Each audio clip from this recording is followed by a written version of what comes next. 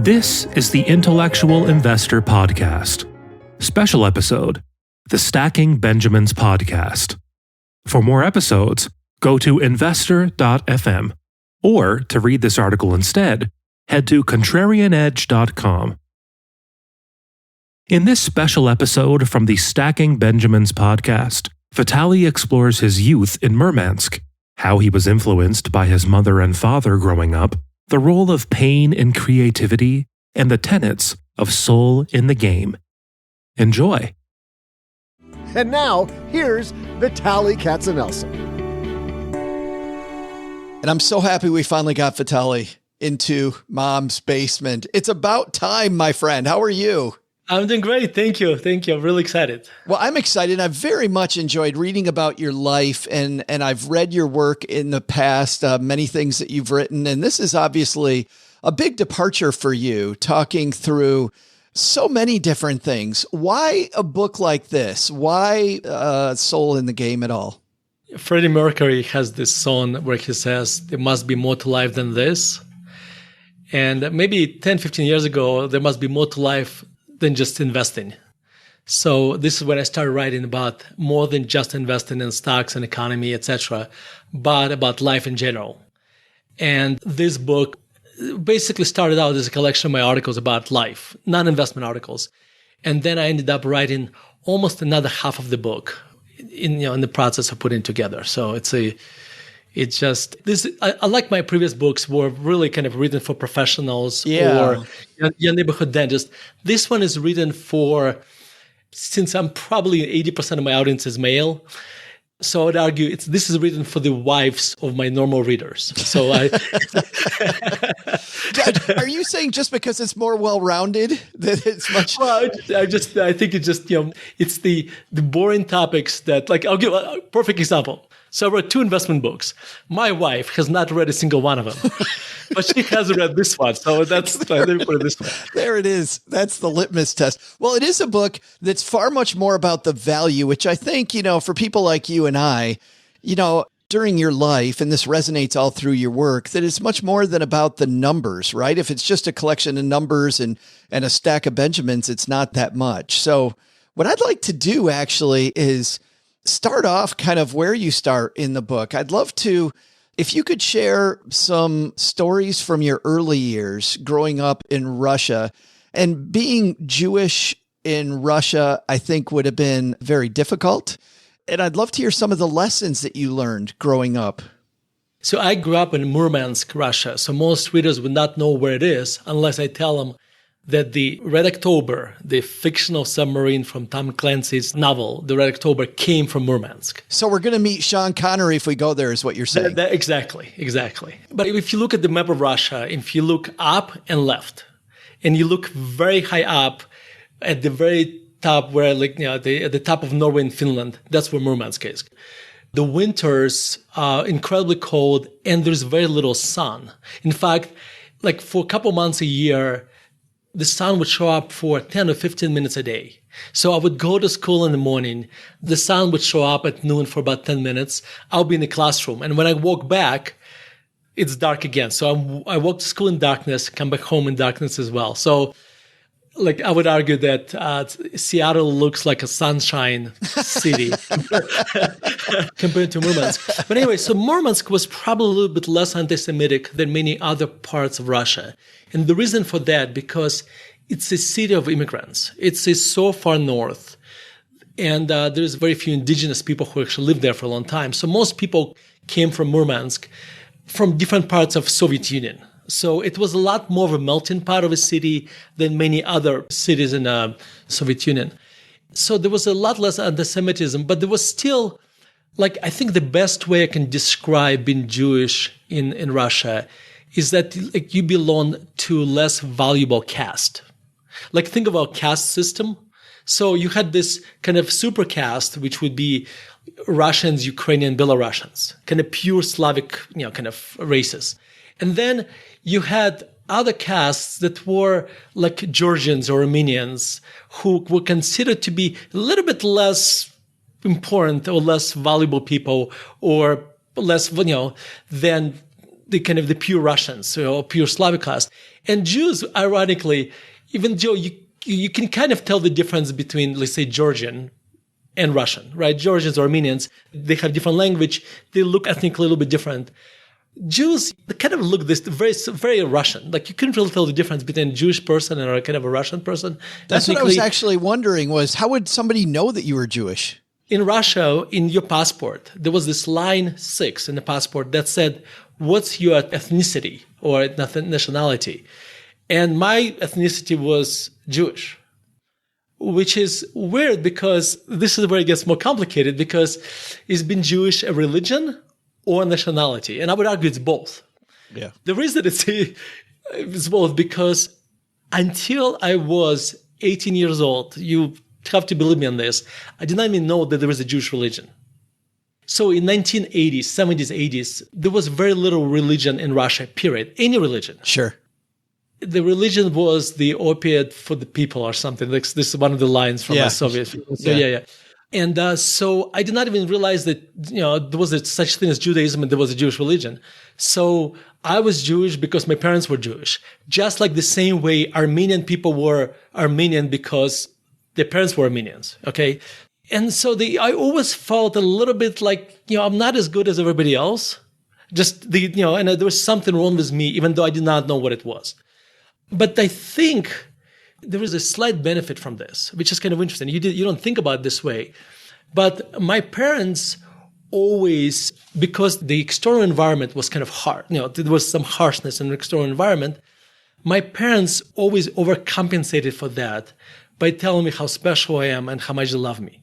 And that actually ended up being extremely valuable for me because I felt like I'm special because they told me that I'm special, and they had to do this a lot more because of the harsh environment. And I would argue that was that gave me a lot of fuel to achieve things in life, a lot more than I would have otherwise. One of my favorite movies, which was made, I think, in the 70s, called Men of La Mancha. It's a musical, Don Quixote musical, and it has Peter O'Toole and Sophie Loren. I read Don Quixote when I was, 12 or 13 years old. I don't remember anything except he was fighting the windmills. But in that musical, one thing I realized why this story that's 400 years old is still alive today. There was this moment where Don Quixote, who is basically an old man that went mad, you could argue, see this woman played by Sophie Loren, who is basically, she's basically a prostitute, but he looks at her and he sees in her as this lady. And he starts calling her Dulcinea. And he starts treating her as a lady. And she's shocked by this because throughout all her life, she'd been treated like a prostitute that she was, right? And this guy starts treating her and treating her like a lady. And at the end of the movie, she starts behaving like a lady. And that impacts the way he saw in her more than she saw in herself, changes her behavior.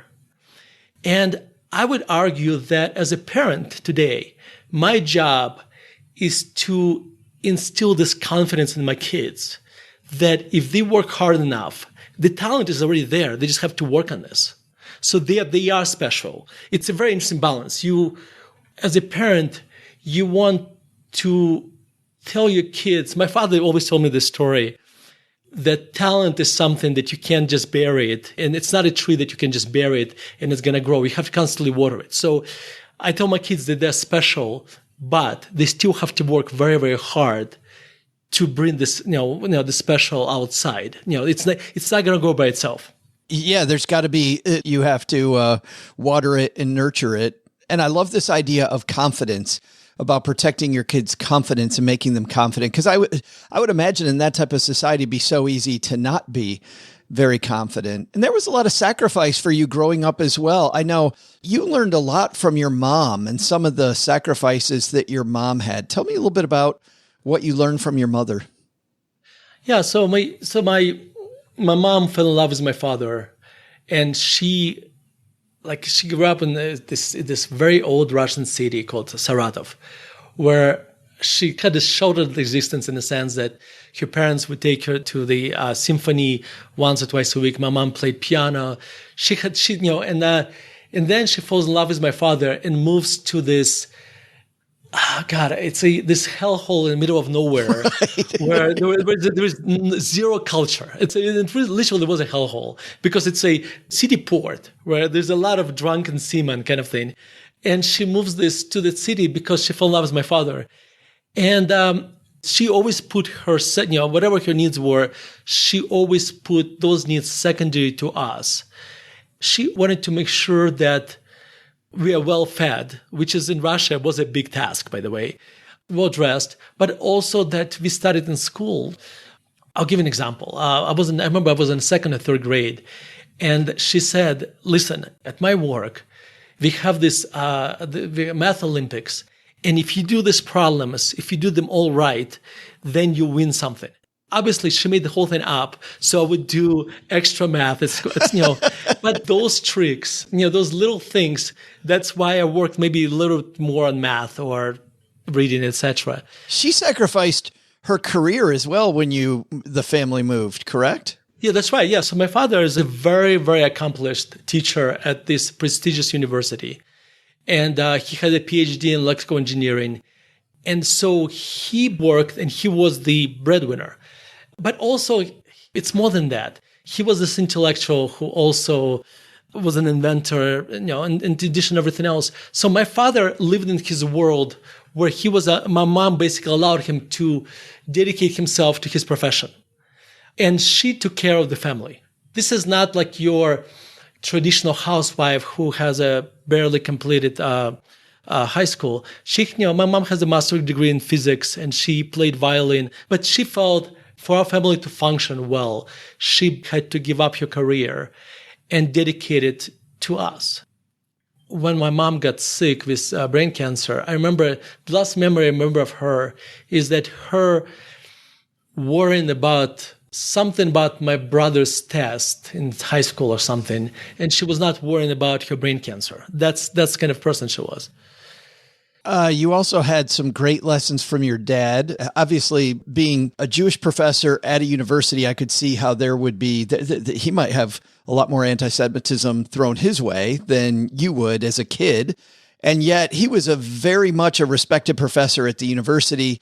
And also, you can see in your writing how much you learned about not caving to pressure. There was a lot of bribery at the time, and people were often bribing your dad, and yet he very much stuck to his morals. Yes, and my father was always very proud of this. Like in Russia, bribery was like you tipping in dentists. Like that was part of life. And you could buy your grades. My father never, ever took bribes. And he was incredibly proud of this. This is why we had a more modest existence than maybe some of his colleagues. But you could have made a lot more money, had a lot more money growing up, probably. Yeah, that's right. Yeah, it would be a very, very profitable hobby. Yeah. So my father he never took bribes. And he was very proud of this. But I'll tell you this, it actually was much more than this. He was also a very accomplished artist. And if you are watching this interview, you can see all the paintings behind me are my father's. Oh, yeah. And so when we moved to the United States, he was not teaching anymore. But he was lucky that he was able to embrace the hobby that he had all his life, which is the painting in watercolor and oil. But even then, as an artist in the United States, he would never paint what would sell. He would paint what was interesting to him. As an artist, it was very important to him to be kind of true to himself. The reason I called the book Soul in a Game, because game, that is something that when you're doing something that you absolutely love, that you can't live without, okay? Something where where financial benefits to you are secondary. It's not, you're not waking up in the morning because you're thinking, I'm going to do this and I'm going to make money.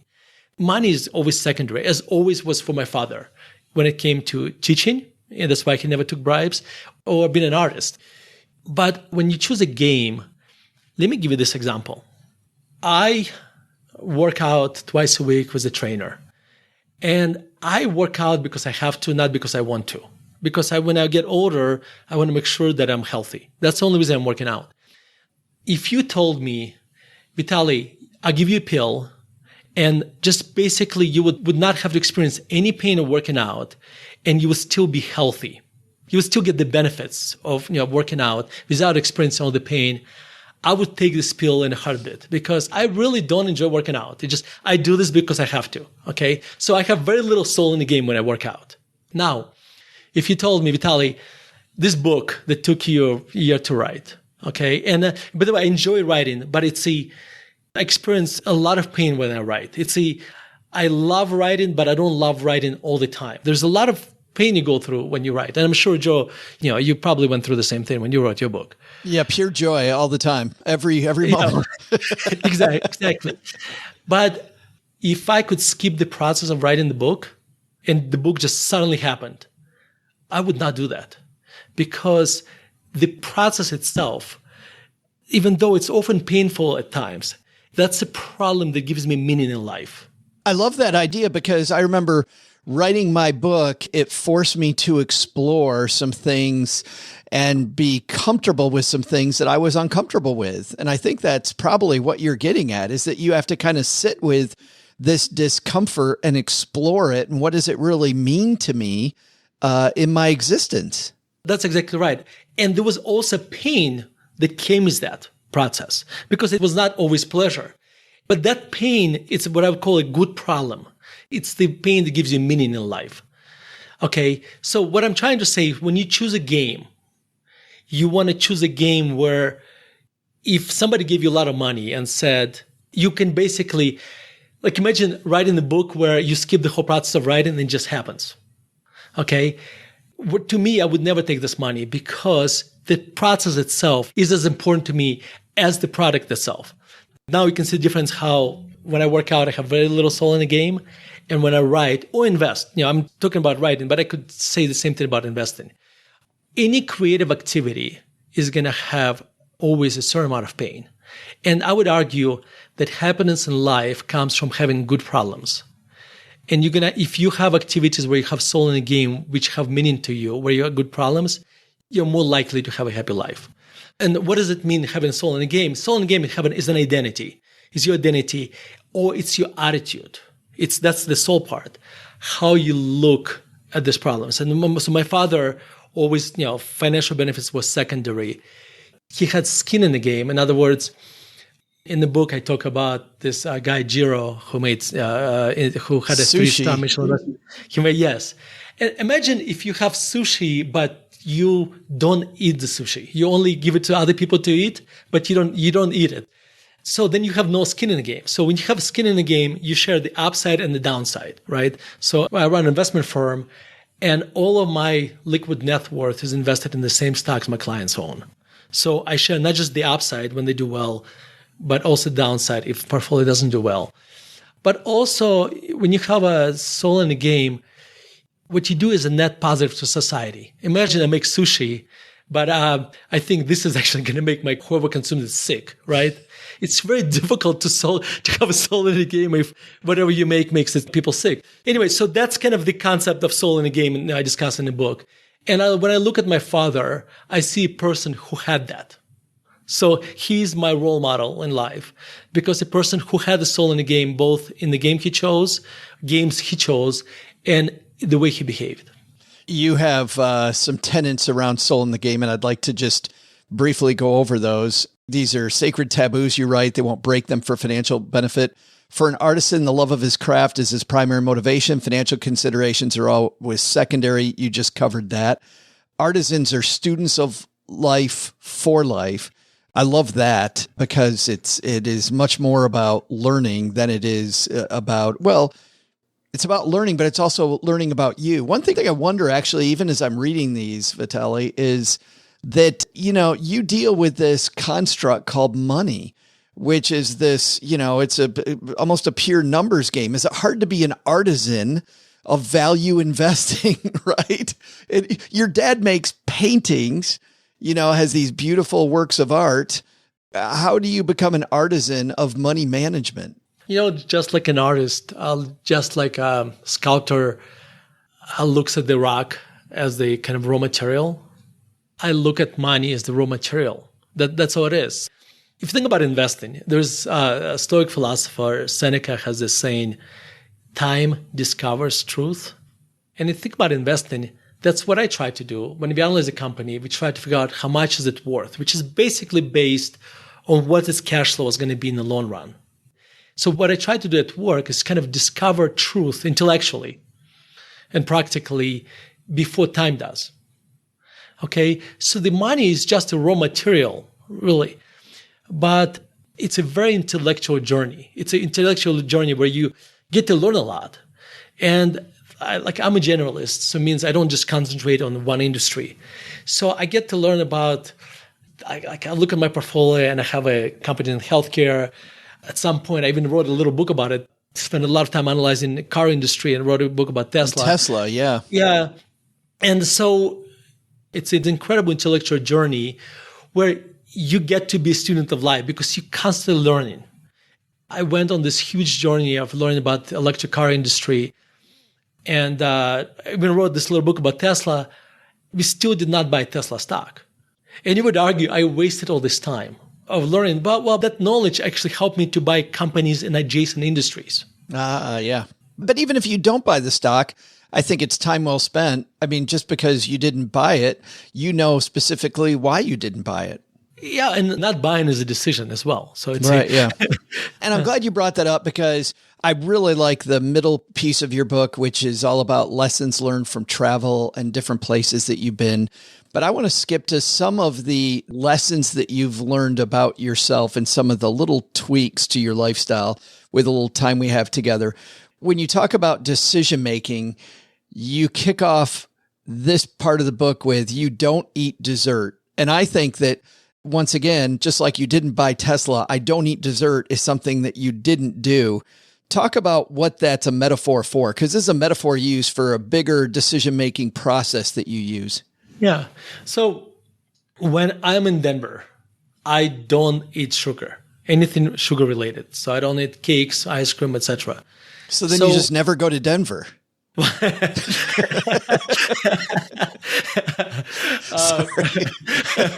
I actually did the math and I found I spend about 92% of my time in Denver. So I don't eat desserts. And I just kind of put it in the category of desserts.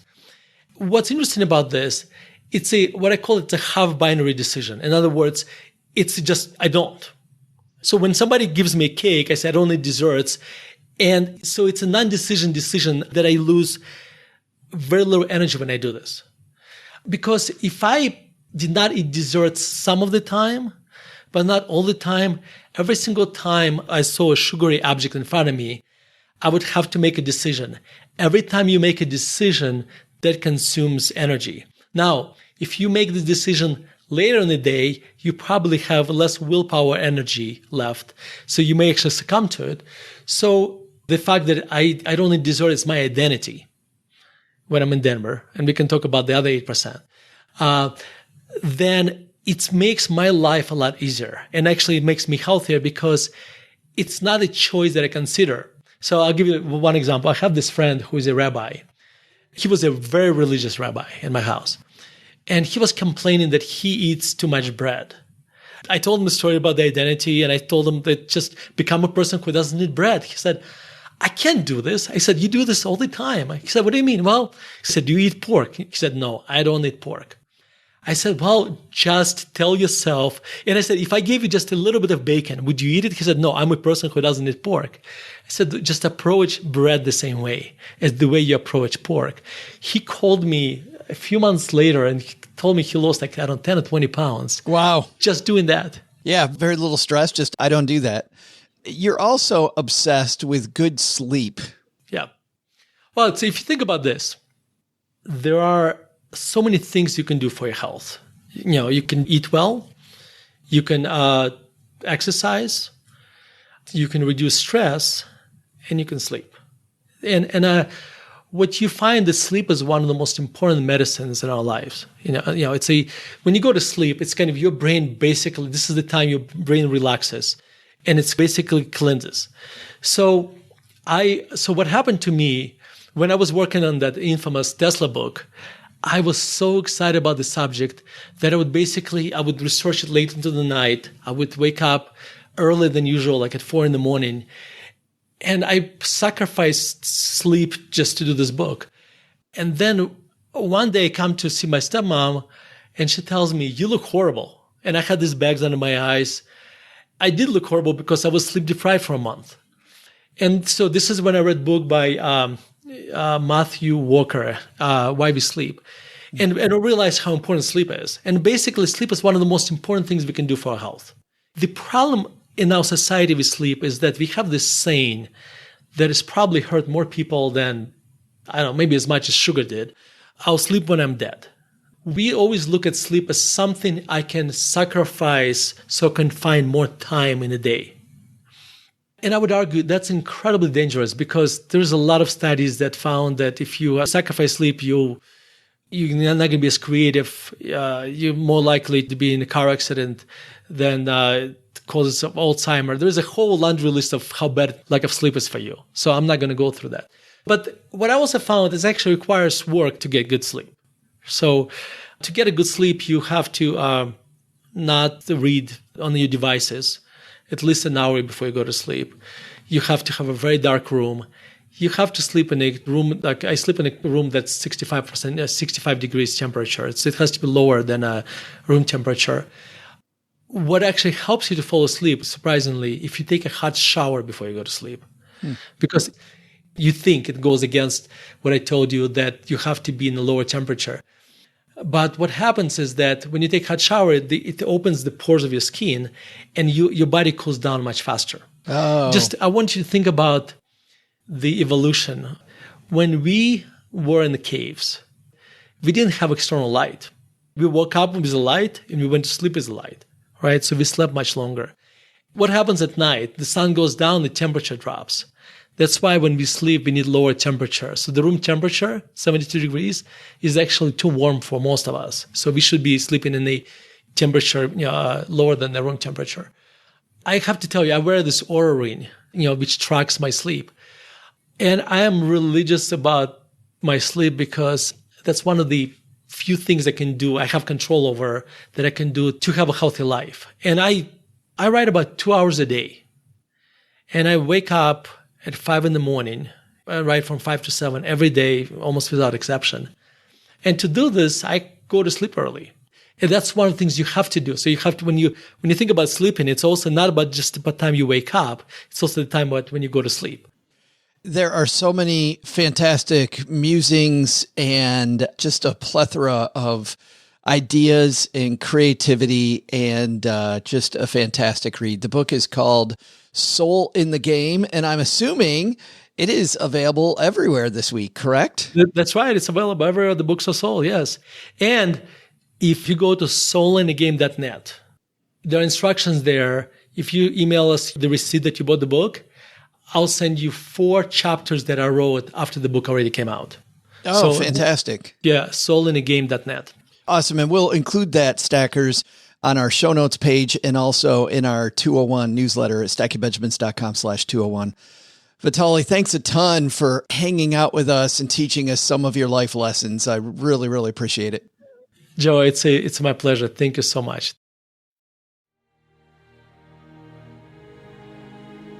If you enjoyed this episode, you might enjoy Vitaliy's 2021 Almanac, a collection of his best articles from 2021 packed together with some art for a pleasant read. To download a free copy, visit contrarianedge.com/almanac. To listen to more episodes, visit investor.fm. Enjoy life and prosper.